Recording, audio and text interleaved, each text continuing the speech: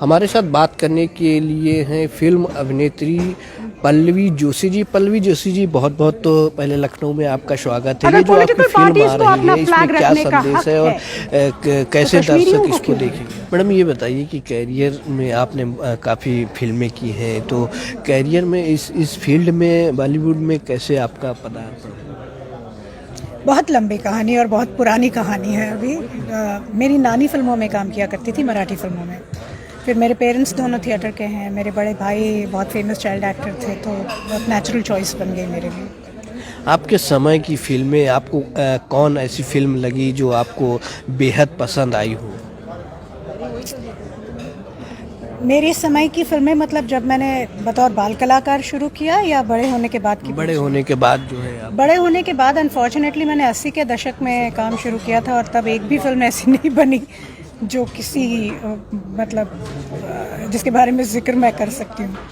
मुझे लगता है 90 का जो दशक था वो बहुत अच्छा रहा फिल्मों के हिसाब से, लेकिन 80 में बहुत इक्का दुक्का ही फिल्में होंगी जो अच्छी होंगी। जैसे अर्थ थी, मेरे ख्याल से बहुत अच्छी फिल्म बनी थी उस वक्त। वैसे इक्का दुक्का फिल्में अगर हमने छोड़ दी तो बहुत भयानक फिल्में बनती थी उस दौर में, सब कुछ गलत था उसमें।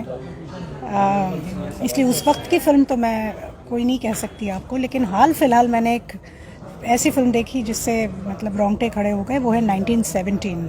सैम मेंडिस ने फिल्म बनाई है, ऑस्कर के लिए नॉमिनेटेड है वो अभी। फिल्म मेकिंग को एक किसी और लेवल पे वो बंदा ले गया है। आपने कई सारे किरदार किए, जो है सबसे अच्छा किरदार आपको कौन सा लगा और किसमें आपको मज़ा आया किरदार करने में कि हाँ ये किरदार ऐसा है जो हमारे वास्तविक जीवन को भी प्रभावित करता है? मुझे सारे अपने किरदार पसंद आए, क्योंकि जब तक मुझे कैरेक्टर पसंद नहीं आई, प्रोजेक्ट पसंद नहीं आया, तब तक मैंने किए ही नहीं वो प्रोजेक्ट्स। इसलिए आप देखिए मैंने बहुत ज़्यादा काम नहीं किया है, मैंने बहुत कम काम किया है, लेकिन जो भी किया है वो अच्छा हमेशा किया है काम। तो मैं इसमें ये नहीं कह सकती कि कौन सा अच्छा लगा। मतलब अपने दो बच्चों में ये थोड़ी कह सकते हैं कि आप किसको ज़्यादा प्यार करते हैं। वास्तविक जीवन और जो किरदार होते हैं उसमें अंतर होना बहुत ज़रूरी है एक कलाकार के लिए, और जब तक वो अंतर हम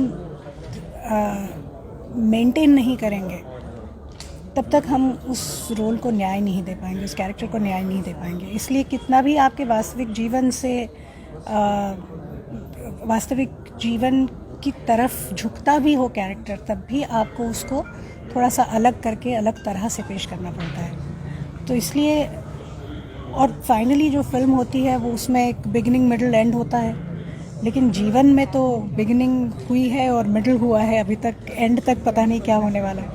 इसलिए फिल्मों में और ज़ाती ज़िंदगी में वैसे हमेशा एक फासला तो रहता है, कभी एक दूसरे अगर पॉलिटिकल पार्टीज को अपना फ्लैग रखने का हक है, इसलिए मुझे नहीं ऐसा तो कश्मीरियों को क्यों? कि जो अगर इंडिया ऐसा लगता हो कि ब्रिटेन से अपनी इंडिपेंडेंस के लिए लड़ सकती है अपने जीवन के कुछ, तो कश्मीर क्यों नहीं? कुछ कहीं ऐसा तो नहीं कि 30 सालों से जिसे पर हाँ, हर कैरेक्टर तुम सच मान रहे हो, मैं और मैं मेरे ख्याल से मैं बेहतर अभिनय कहीं वो सच है ना? आज़ादी अब सिर्फ एक नारा नहीं। ये बताइए कि आपने जिस आज़ादी सुनकर अंदर का रेवोल्यूशनरी जगता है।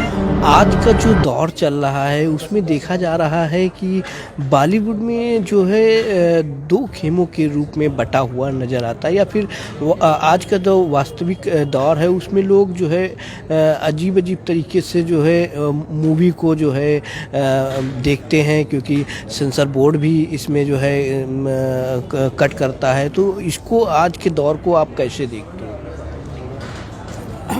सबसे पहले सेंसर बोर्ड की बात करूंगी मैं। हमारे यहाँ आमतौर पे सेंसर बोर्ड जिसे कहा जाता है वो एक्चुअली सर्टिफिकेशन बोर्ड है।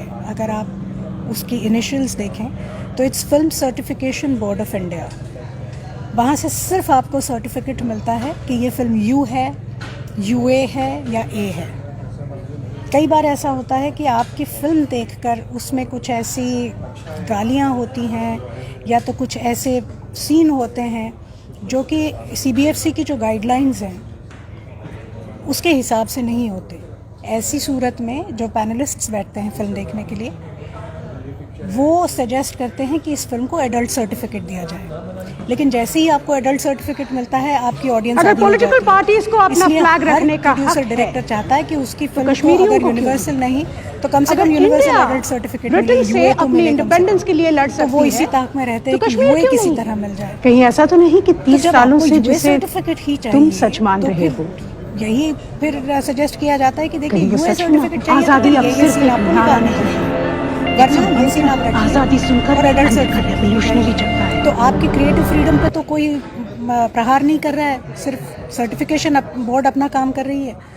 लेकिन ये क्या करते हैं, ये कहते हैं ठीक है हम चेंजेस करेंगे, आप हमें यूए दे दीजिए सर्टिफिकेट, और बाहर जाके फिर चिल्लाते हैं कि सेंसर बोर्ड ने हमको कहा कि ये काट दो और वो काट दो, जबकि ऐसा हुआ नहीं है, वो गलत इन्फॉर्मेशन देते हैं। तो सबसे पहले तो ये जो धारणा बनी हुई है लोगों की कि फिल्में सेंसर होती हैं, अपनी कंट्री में आजकल ऐसा नहीं होता, पहले होता होगा तो मुझे पता नहीं। दूसरी बात, जो दो खेमों में बटा है आपने कहा है, वो तो पूरा देश बटा हुआ है, बॉलीवुड किस खेत की मूली है उसके सामने, पूरा देश दो खेमों में बटा हुआ है। पॉलिटिक्स और सिर्फ देश ही नहीं, मैं तो कहती हूँ दुनिया भी बटी हुई है, क्योंकि हुआ ये कि पूरा जो यूरोप था वो 1945 की वर्ल्ड वॉर 2 के बाद और हम अपनी इंडिपेंडेंस 47 के बाद इतने ज़्यादा रिलैक्स हो गए कि हमें कुछ पॉलिटिक्स से लेना देना नहीं था, क्योंकि वो उसमें इतना नरसंहार हुआ है पूरा हमारी आज़ादी की मूवमेंट में भी और वर्ल्ड वॉर में भी, that we didn't want to do anything with politics.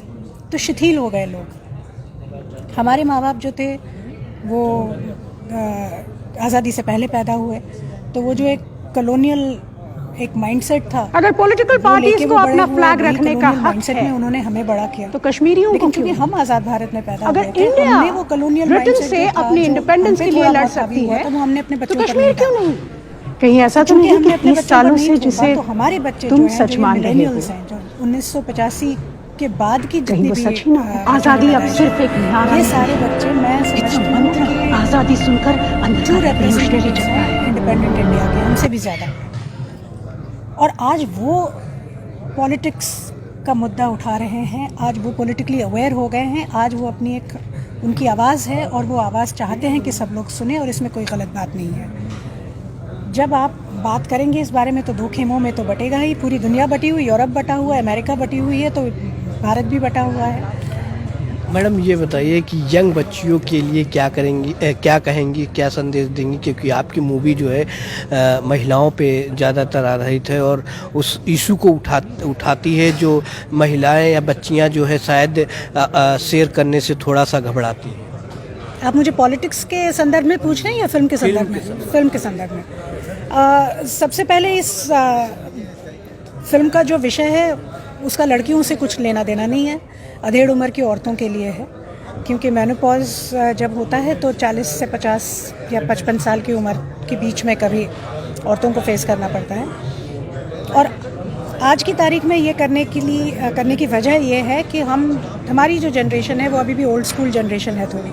हमारे लिए कुछ विषय ऐसे हैं जिनको हम छूना नहीं चाहते, जिनके बारे में हम 4 लोगों के बीच बात नहीं करना चाहते। और अगर पॉलिटिकल पार्टीज को अपना फ्लैग रखने का हक है, और इसीलिए को क्यों? औरतें आज तक बड़ी अगर इंडिया साइलेंट ब्रिटेन से अपनी इंडिपेंडेंस के लिए लड़ सकती है, लेकिन तो आज कश्मीर जब क्यों खुल नहीं? के चीजें सामने आ कहीं रही ऐसा तो नहीं कि 30 सालों से hygiene जिसे के बारे में बात हो तुम रही है, सच बैटमैन मान जैसी रहे हो, फिल्में आ रही हैं, तो ये जो टैबूज कहीं जो वो थे सच हर में subject आजादी में, अब वो सिर्फ taboos एक कहीं पे नारा हट नहीं गए। है, तो क्यों ना मेनोपॉज की आजादी ऊपर का सुनकर टैबू अंदर हटाया का जाए? रेवोल्यूशनरी जगता है। क्योंकि कोई भी परिवार जो होता है वो कभी ये नहीं चाहता है कि उस परिवार की जो माँ है या बीवी है या जो भी महिला है घर की, उसको तकलीफ़ हो। ये तो कोई नहीं चाहता ऑब्वियसली, लेकिन उससे तकलीफ़ क्या हो रही है ये कोई समझता भी नहीं। तो ये वो जाने, वो समझे, और किस तरह से वो एक औरत को साथ लेके चले, उसको संभाले उसके इस फेज़ के दौरान, इस बात पे टिप्पणी की है इस फिल्म में।